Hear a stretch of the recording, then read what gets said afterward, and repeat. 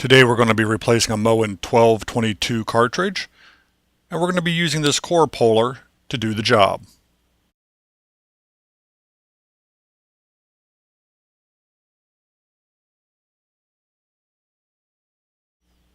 To get this job started, the first thing we need to do is remove the handle from the faucet.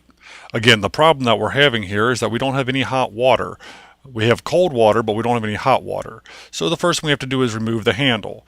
There's a small Torx or star bolt, if you want to call it that, a screw underneath the handle that has to be loosened, and once you do that, the handle pops right off.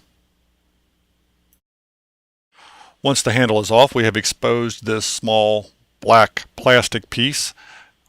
Please excuse my high-tech terminology here. We have to remove this, so that just unscrews pretty easily.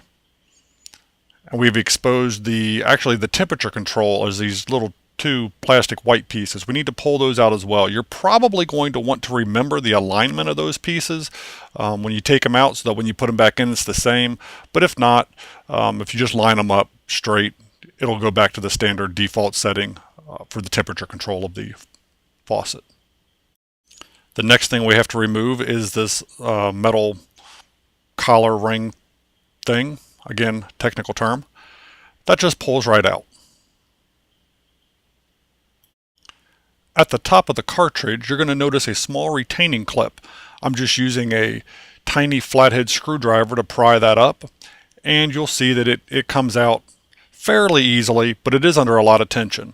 So do not be surprised if when you're starting to pull this out and it gets to the end that it doesn't go flying across the bathroom, because that's highly likely. It is under a lot of tension. But when it comes out, this is what it's going to look like.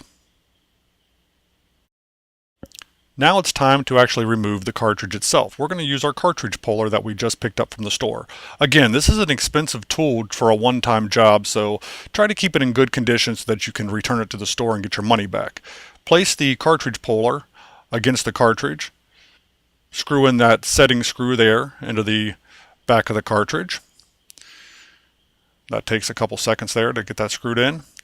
Set the collar around the cartridge so that you have a good firm hold, and slowly start to loosen it by twisting it back and forth.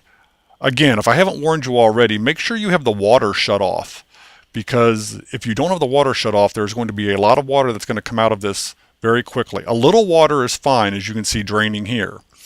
Slowly rock it back and forth, and the cartridge should come out fairly easily. There you go.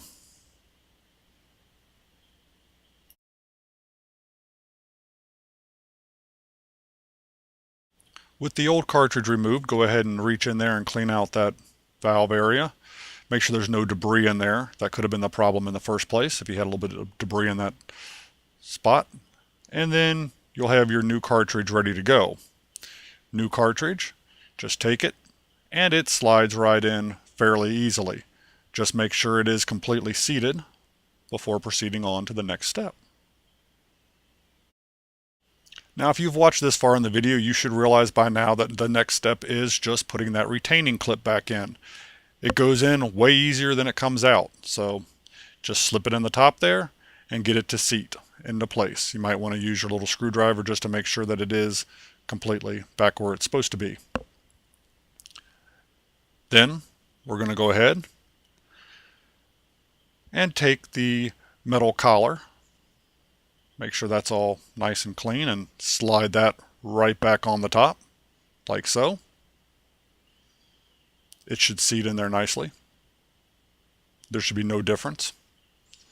And then the temperature control little plastic pieces. I think that's what those are called. Not exactly sure. Then the little black plastic piece that actually controls how far you can turn the handle for the faucet. That goes back on.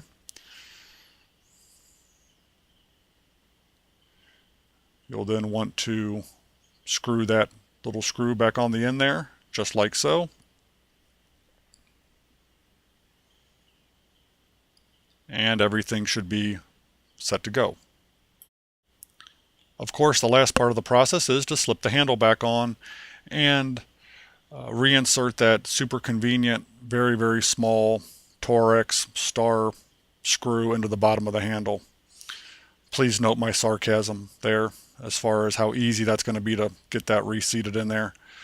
And go ahead and screw that tiny screw back into the bottom of the handle if you can somehow get it aligned correctly. And once you do that, the process should be just about completed.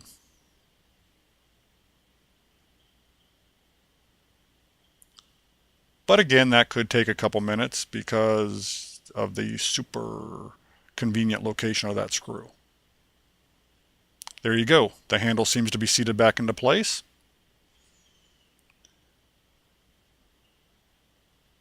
And it works. Perfect.